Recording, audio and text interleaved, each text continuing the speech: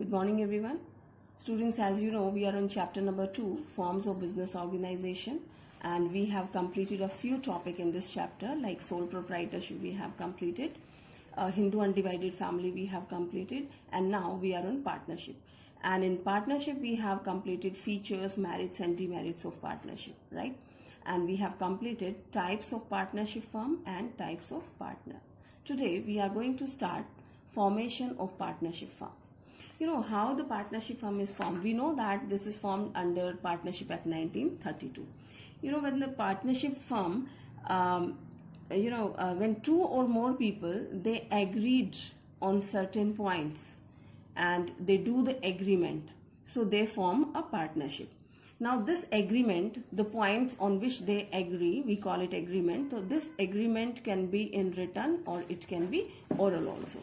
Alright, so both the things are acceptable, but it is always advisable to have it in writing because oral things don't have the proof. In case of any dispute arises, so there is no proof on which points you are agreed of what to do and what not to do. So it's always preferable to have it in writing. Now another thing, registration.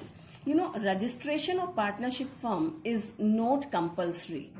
Again, it is advisable to have it in to get your firm registered because it's having so many benefits if you get your firm registered. And if you don't get it registered, so some drawbacks will be there. Very soon we'll be studying all that, right? So formation of partnership firm.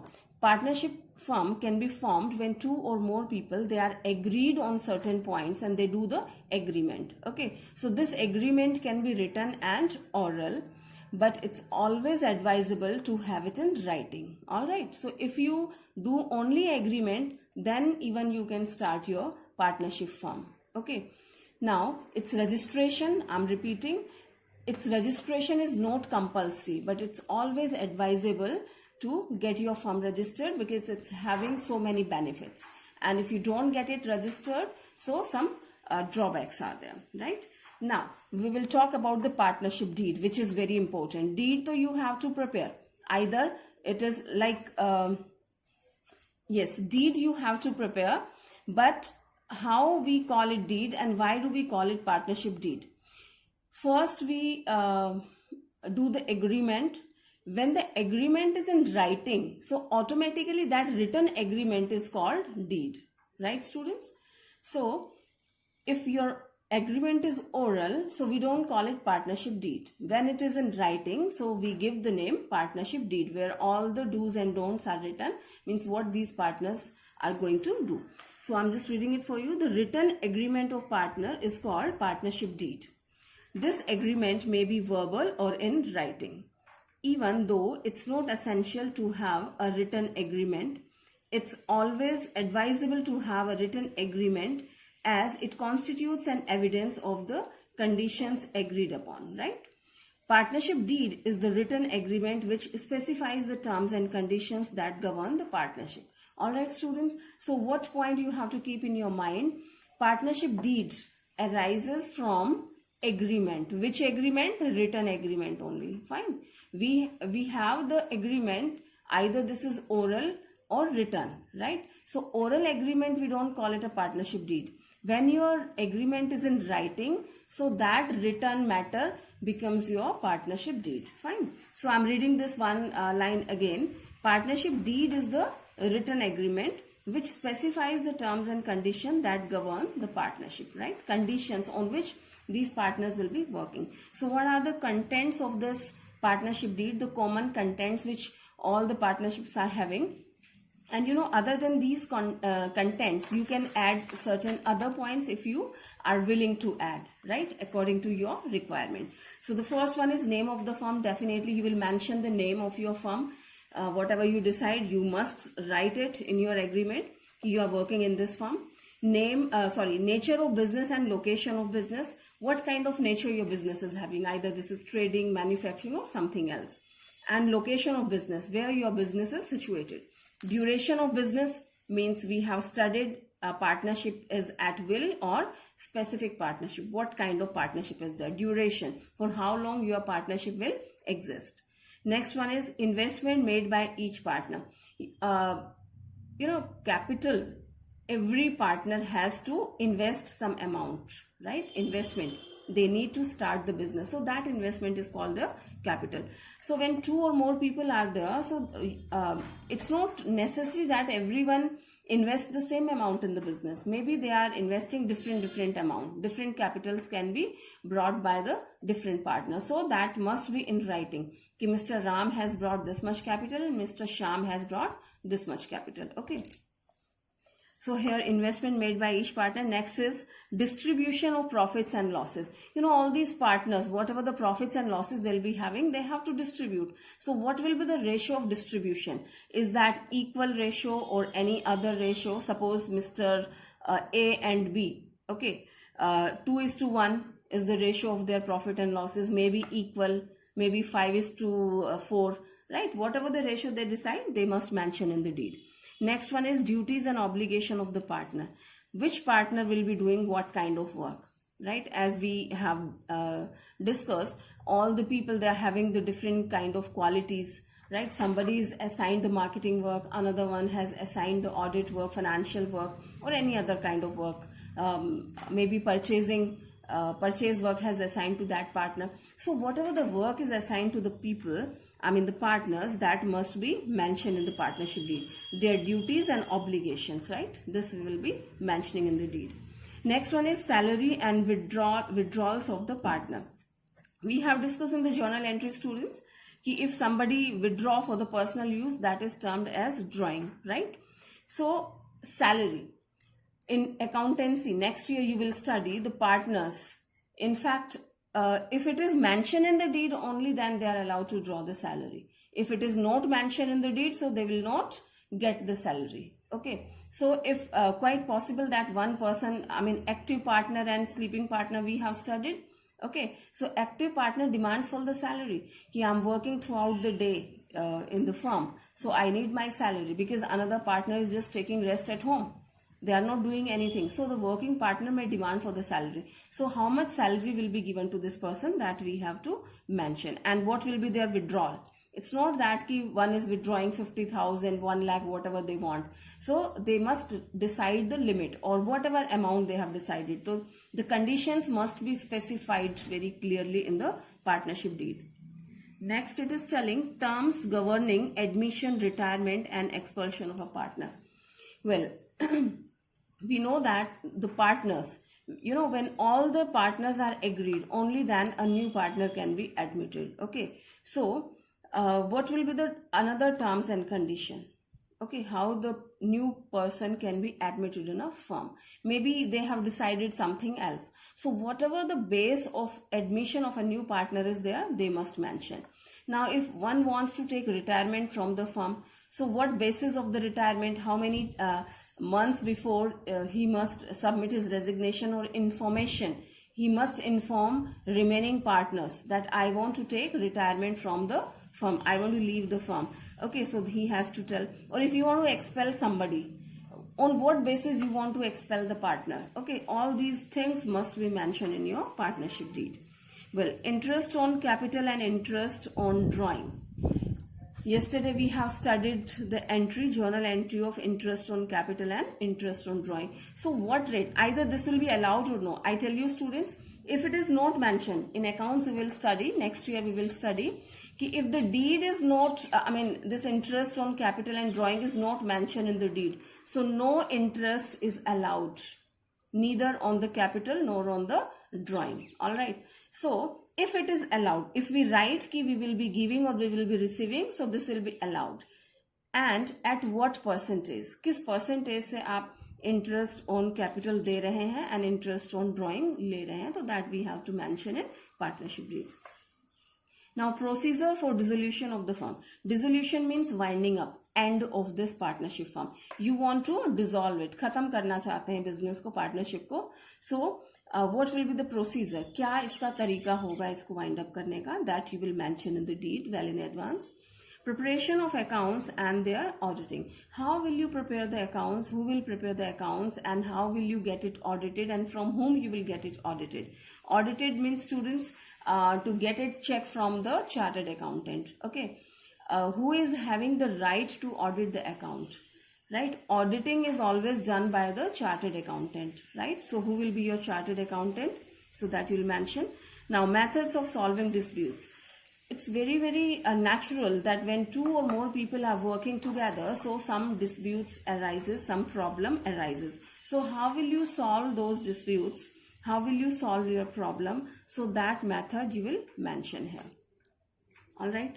So these are not only the content of partnership deed. There can be so many other contents. These are the common one which almost all the partnerships are having. You may add certain other points or many other points you can add according to your business and requirement. All right. So this is a sort of general guideline which helps the partner to follow the business smoothly. All right. Next topic we have registration of partnership firm. Although I have told you in the starting, registration of partnership firm is not compulsory at all, but it's always advisable to have it registered because it's having so many advantages over the non-registered firm. All right.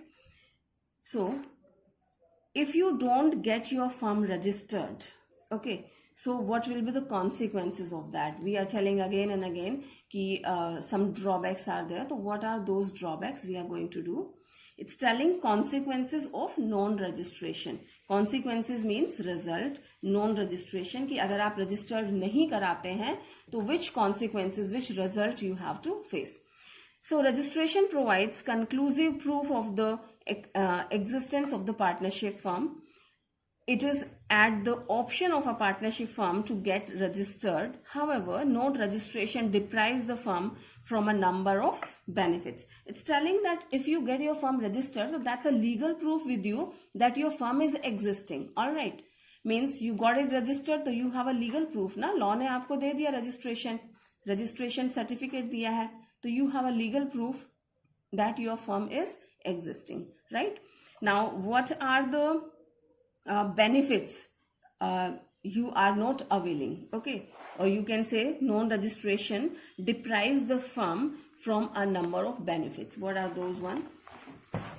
Well, we'll go through it later on, students. I tell you, see, when you don't get your firm registered, what happens if some fraud has taken place inside the business and one partner has ditched another one?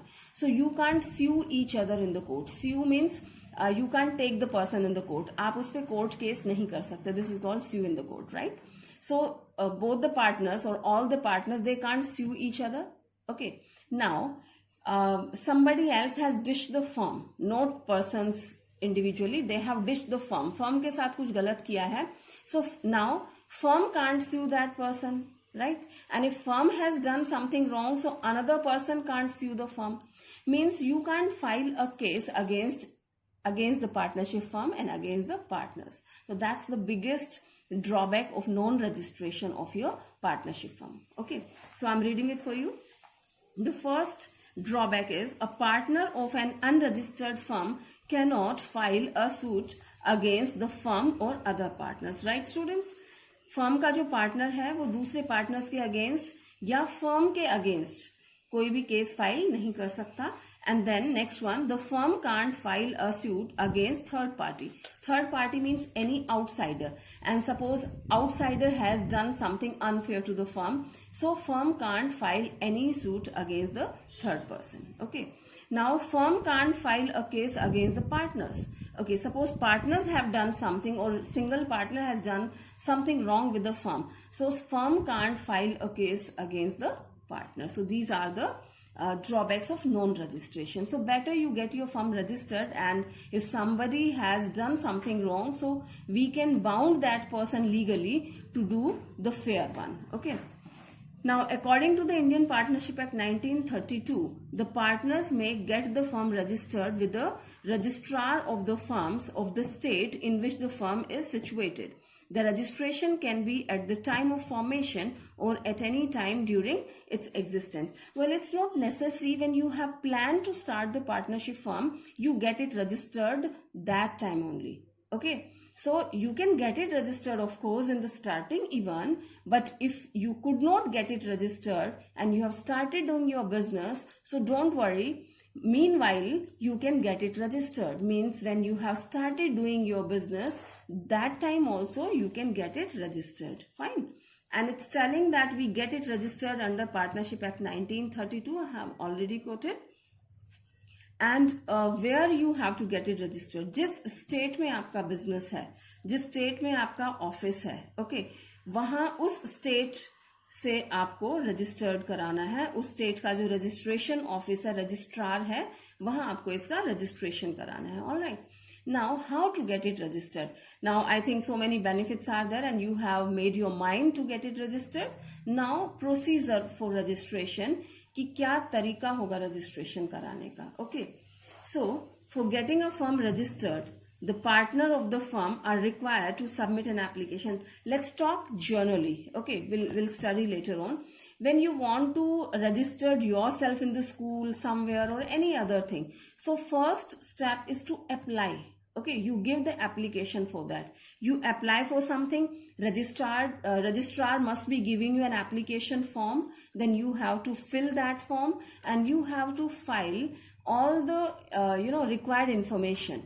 Whatever the informations are asked by the registrar in the application or in the form, note application that is given in the form. So you have to furnish all the information in the form, and maybe certain documents they have asked to attach. So you will be attaching all these documents also, and you will be submitting in the registrar office with some registration fee, right? So when you have deposited all the documents and your form with the registration fee, now this is the turn of registrar to verify it. Okay, registrar will verify your all the documents, your form, all the required information has been submitted by you. All the documents are proper, authentic documents are there. They just check it, and if they find everything is up to the mark, then they registered your form. Fine. So that way registration takes place, and it's very common and simple. So let's read what it is telling. It's telling that for getting a firm registered, the partners of the firm are required to submit an application along with the prescribed fee to the registrar of partnership firms of the concerned area. The procedure for getting a firm registered is as follows. First one, name of the firm. What you have to do? Submission of application in the prescribed form. Prescribed form में आपको application submit करना होगा. Okay, and the application should contain all the following particulars. Well, the detail of application. I've told you certain informations are asked in the application. तो application में आपसे क्या क्या पूछा गया है? Those things they have mentioned. Name of the firm, location यानी कि address, name of other places where the firm carries on business. Maybe you have given your address where the registration office of your business is there. But maybe you have some sister concern and you are pursuing your business somewhere else in the city. Okay, so you have to tell those places also where you are carrying your business. The date when each partner joined the firm, that's very clear, no need of the explanation. Name and address of the partners. Duration of partnership, we have already discussed about it. Okay, all these informations are asked in the application form, and you have to submit this information. Okay, now application should be signed by all the partners. Minimum 2 and maximum whatever the number of partners are available in your firm, everyone has to sign on this application. Okay, now deposit of required fee with the registrar of firm. Whatever the fee they have asked, registration fee, you have to deposit in the registration office. And the registrar after approval will make an entry in the register of firms and will subsequently issue a certificate of registration. Right, students? They didn't mention here. So after receiving the application, registrar will verify each and every transaction and documents which they are asking, and when they find everything correct up to the mark, they register the name of the firm in their register, and this way your firm gets its registration. All right. So here we have completed the process of partnership, complete process, partnership deed and registration of firm, and what are the benefits, or you can say the drawbacks of non-registration, consequences of non-registration we have done, then procedure of registration. Okay, now we have discussed the sole proprietor separately, HUF separately, and partnership completely we have discussed. Now they will ask the differences between partnership and sole proprietorship. Okay, and it's very, very simple for you. You can do it yourself also, but okay, fine. I'm just, there'll be revision. I'm explaining. Well, the basis of the difference is application of law. We are talking about partnership and sole proprietors, how to distinguish that. Okay. So, this is application of law. Partnership, which law is applicable? Partnership Act 1932 is applicable. And if we talk about the sole proprietorship, so there is no law applicable. Okay, and you can start the business whenever you want. Now, number of member in partnership, we know that minimum 2 and maximum 50 members we require in the partnership, and that is decided by the Companies Act. Okay. Sole proprietorship, minimum and maximum, that is one only. Risk, if we talk, so partners jointly bear the risk. Of course, both the businesses are risky because their their liability is unlimited. So both is having the risk, but in partnership, risk is shared by all the partners. And sole proprietor, as you know, there is a single person, so the single person will be bearing all the risk. Okay. Now, basis of formation. How do we form? So partnership is formed through the partnership deed. Fine. So deed is must. Either that is oral. We have already discussed. Recently we have discussed. So without deed you can't start the partnership. Either that is oral or written. So deed should be there. Okay. Now agreement. Sorry, it should be agreement. But when agreement takes the written form, that becomes your partnership deed. So agreement should be there. Fine. And here in sole proprietor, no agreement even. All right, students, so don't get confused. By mistake, I have just taken the word partnership deed, but it is agreement. Without agreement, you can't start your partnership deed. Okay, partnership business. So agreement is must. Either this is oral or written. When this agreement comes in the written form, that becomes partnership deed. And in sole proprietor, no agreement is required. Next is finance. Here there is no problem of the finance, as 2-3 people are there, they can arrange the finance. Comparatively to the sole proprietorship, we have more finance available here. So it's telling larger finance as compared to sole trader, because all the partners contribute capital. All right, students. So all the partners, they are contributing, so they have more capital. And here small finance, as single person is there to invest in the business. Next we have decision making. Well, here all the partners, they get together and they decide the thing, means everyone's participation is there. And it's not so, so easy to take decision. It takes a little time. When 2 or more than 2 people are there to decide, so they have to discuss with each other. Then they reach at one point. Fine. So all the partners must be consulted for taking decisions. So decisions can be delayed. But in sole proprietor, there is no problem. Single person is there. He will take his time and very quickly he will decide the thing. So it's not decided so quickly, but sole proprietor, under the sole proprietor, decisions are taken very quickly. Next point is division of profit. Of course, here the profit is divided among all the partners. And here sole proprietorship, all the profits goes to the single person, sole proprietor only, because nobody else is there to share that. Now we talk about the registration. Here registration is optional. Registration is available, but that is optional. If firm wants, they can do it. And there is no need for the registration.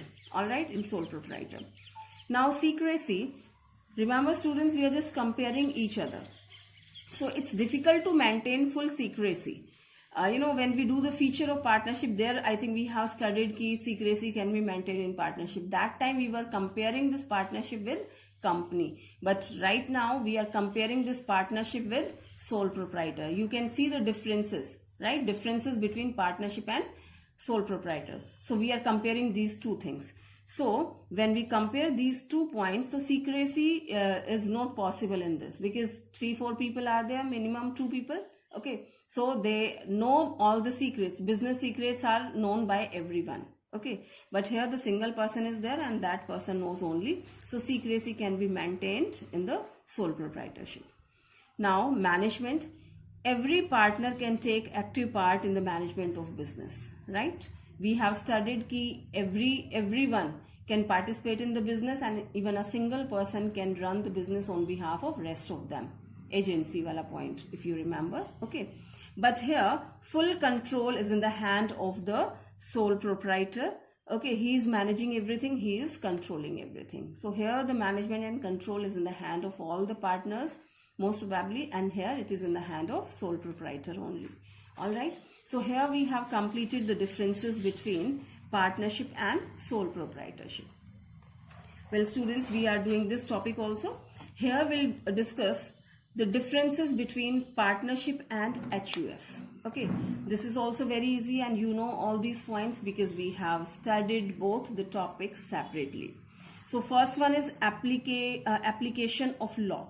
In Partnership Act 1932 is applicable, and in HUF, Hindu Succession Act is applicable. And according to this act, we are doing everything. We know that. Okay. Next, we have number of members. In partnership, just before we have discussed, minimum 2 and maximum 50 members are required to run a partnership. And if we talk about the HUF, so here we have minimum 2 members, minimum 2 male members, and maximum there is no limit, and this limit can be up to the number of male member in any of the family. So this limit is not described. Okay. Now next one is male or female. If we talk about the partnership, so female can also be an active partner, right? These days everyone can be a partner. I mean, females, they are running their own business. So very easily they can be a partner in the business, an active partner even. But if we talk about HUF, so female can't be an active member of HUF family business. We have studied Mitaksha and Dayabhaga. In Dayabhaga they can be, but in Mitaksha, which is prevailing in rest of the country except West Bengal, okay, here the females can't be co-partners even, right? So they can't individually run the business. Next point is liability. Liability in partnership, we know the liability of all the partner is unlimited. Okay, and in HUF, why the different point? In HUF, 2 kind of liabilities are there, Karta and co-partner. So Karta is having unlimited liability like in partnership, as the partners are having. Karta is also having unlimited liability, but remaining co-partners, they are having limited liability up to the share which they have invested in their HUF, right? Next point is of management. You know, here all the partners manage and control the partnership firm, just before we have discussed. But in HUF, if we talk, so management and control lies in the hands of Karta. Fine. Only Karta manages the things, and Karta only control the business. Next, we will talk about division of profit. Well, profit is divided among all the partners in the ratio decided in the partnership deed. We have discussed that. Whatever the ratio, I mean, they can decide any ratio. It can be equal also, and it can be any other ratio, but they will divide their profits and losses in the ratio which they have mentioned in the partnership deed only. Okay, so decided ratio. Fine. And here equal share in profits for all the members. I tell you students, in HUF, whatever the profits and losses are earned by them, so that's divided. Either the co-partner is a minor or mature one, okay, adult, that's divided equally between all the partners. Next one is minor.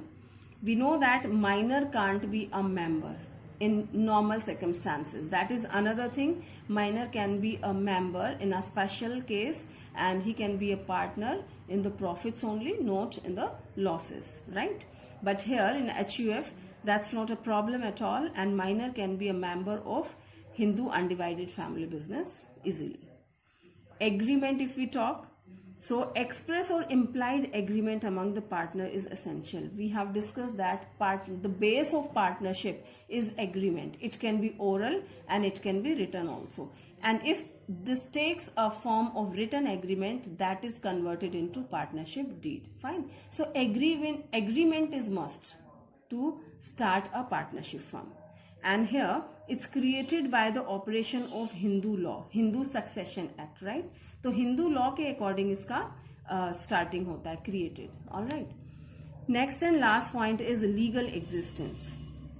Partnership is dissolved with the death or insolvency of any of the partner, right? So whenever insanity, bankruptcy, or somebody expires, any partner expires in the business, so your partnership automatically comes to an end because your agreement is not existing. It's not valuable now. You can't follow that agreement, right? If remaining partners want to continue the business, so they have to form a new agreement, but old agreement has been terminated, right? So there is when this case happens, so your partnership deed, or you can say partnership agreement, terminates, and it continues to exist even after death or insolvency of its member, including the karta. Here we have studied if any member of the HUF expires, so that doesn't affect on the continuity of the business. Perpetual succession we have studied about this case. Okay, even if karta expires, then also the next male member, next eldest male member becomes the karta and business continues. All right, so that is the legal existency. Here the business legally exists if somebody expires, but here your business, your partnership comes to an end. All right, students. So these were the differences between partnership and HUF. Okay. So these seems very easy. And if you are very clear with the concepts of your sole proprietor, partnership and HUF, okay, so that will be very easy to answer these differences. Fine, students. So I hope you will complete your homework properly, and please take care of your learning part. That is most important. If you complete your written work, that's very nice. But if you don't learn, so that will be really very problematic situation for you. Okay, the things will be messed. I'm telling you once again, reminding. Okay, students, so keep learning. Thank you.